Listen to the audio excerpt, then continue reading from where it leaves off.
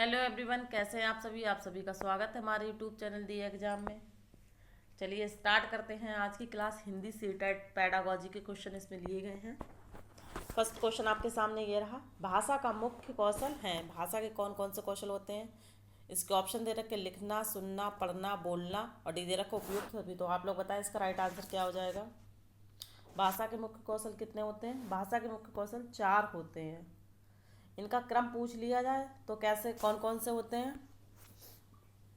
सबसे पहले नंबर क्या आएगा? सबसे पहले नंबर आएगा ये पहला सुनना, फिर दूसरे नंबर पर बोलना, फिर तीसरे नंबर पर पढ़ना और चौथे नंबर पर लिखना। तो भाषा के कितने कौशल होते हैं? भाषा के 4 कौशल होते हैं। इसको ट्रिक से याद कर सकते हैं। ट्रिक से कैसे याद करेंगे?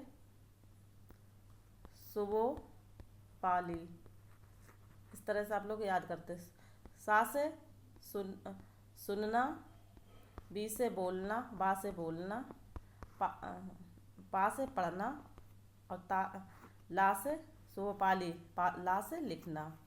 तो इस तरह से आप लोग इसके क्रम से पूछ लिया जाए तो क्या होता? पहले आएगा सुनना, दूसरे नंबर पे पढ़ना, तीसरे नंबर पर बोलना और चौथे नंबर पर लिखना। तो इस तरह से आप याद कर सकते ट्रिक से सुबह पाली। चलिए चलते हैं अगले क्वेश्चन पे।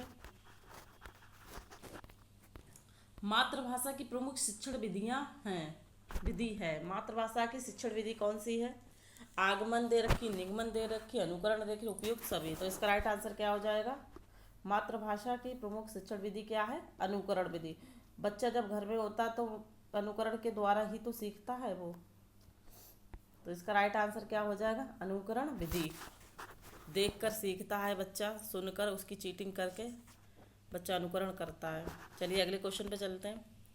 भाषा के प्रमुख तत्व हैं। भाषा के इसमें तत्व पूछे गए हैं, ध्वनि, संकेत, चिन्ह, सभी। तो इसका राइट आंसर क्या हो जाएगा? भाषा के कैसे? ध्वनि से बोलकर भी सीखी, संकेत के द्वारा सीख किया और चिन्हों द्वारा। तो इसका राइट आंसर क्या हो जाएगा? D is the right answer. इसका राइट आंसर क्या हो जाएगा? डी हो जाएगा। चलिए अगले क्वेश्चन पे चलते हैं। बालक की भाषा शिक्षण की शिक्षा देने का माध्य होना चाहिए। बालक, तो इसका राइट आंसर क्या हो जाएगा? इसका दे रखे ऑप्शन दे रखे हैं, राष्ट्रभाषा, मातृभाषा, द्वितीय भाषा, प्रादेशिक भाषा। तो इसका राइट आंसर हो जाए बालक को भाषा शिक्षण की शिक्षा देने का माध्य क्या होना चाहिए? मातृभाषा होना चाहिए। तो राइट आंसर क्या हो जाएगा? बी। चलिए अगले क्वेश्चन पे। प्रयोगशाला में कार्य करते समय विद्यार्थी किस विधि का अनुकरण करता है? प्रयोगशाला में कार्य करते समय विद्यार्थी किस विधि का अनुकरण करता है? ऑप्शन है आगमन विधि, निगमन विधि, प्रदर्शन विधि और डी दे रखा प्रोजेक्ट विधि। तो इसका राइट आंसर क्या हो जाएगा? इसका राइट आंसर हो जाएगा ए, आगमन विधि। ये वैज्ञानिक विधि होती है, वैज्ञानिक विधि इसको कहते हैं।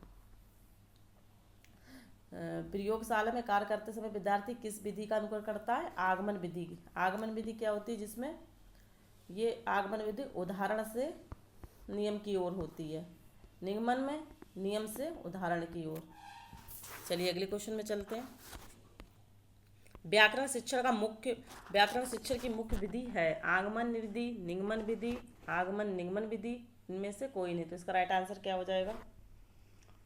इसका राइट आंसर हो जाएगा व्याकरण शिक्षण की मुख्य विधि है। इसका राइट आंसर हो जाएगा डी, आगमन निगमन दोनों विधि। चलिए अगले क्वेश्चन पे चलते हैं। पाठ योजना निर्माण का सर्वाधिक लाभ मिलता है। पाठ योजना निर्माण का सर्वाधिक लाभ मिलता है। इसके ऑप्शन दे रखे विद्यार्थी को, शिक्षक को, प्रधानाध्यापक को, कोई नहीं, किसी को नहीं, डी दे रखा। तो इसका राइट आंसर क्या हो जाएगा? इसका राइट आंसर हो जाएगा बी, शिक्षक को। चलिए अगले क्वेश्चन पे।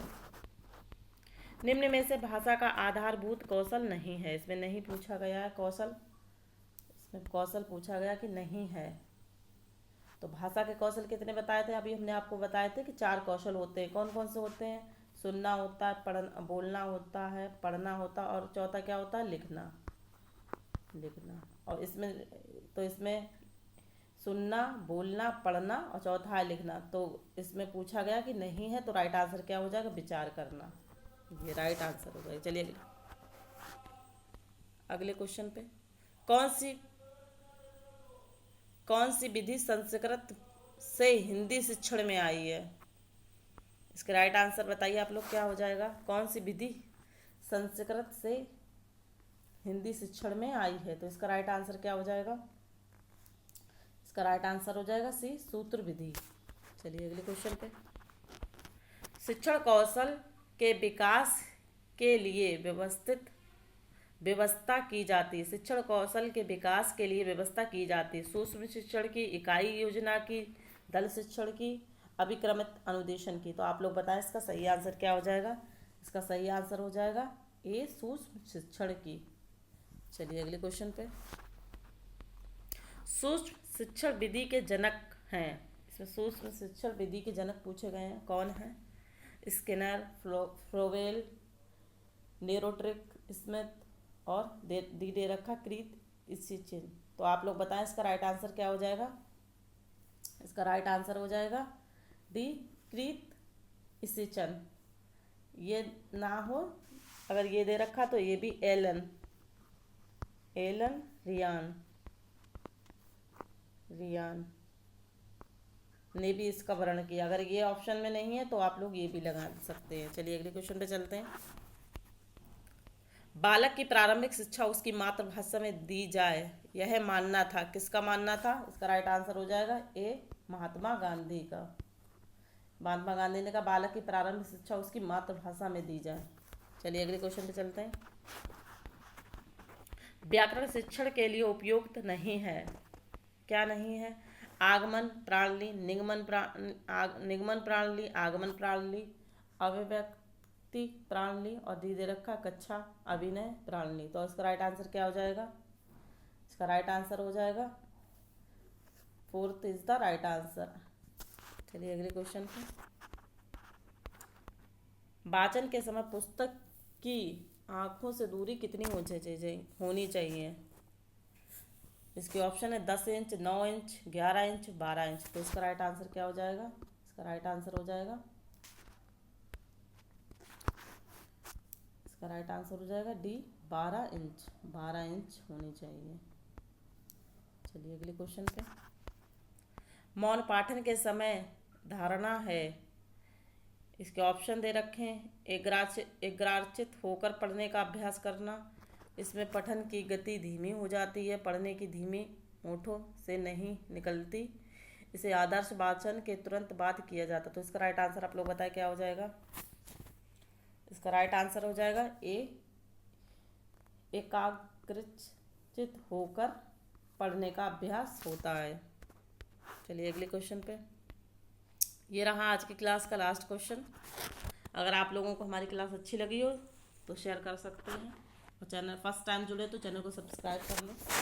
प्रभाव के नियम के अनुसार उद्दीपन एवं अनुक्रिया का सहयोग होता है। सुखद, दुखद, तीसरा दे रखा ए और दो दोनों, और दे रखा उदासीन। तो इसका राइट आंसर क्या हो जाएगा आप लोग बताएं।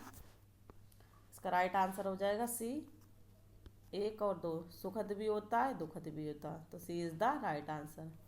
चलिए आज के लिए इतना ही, मिलते हैं अगली क्लास में।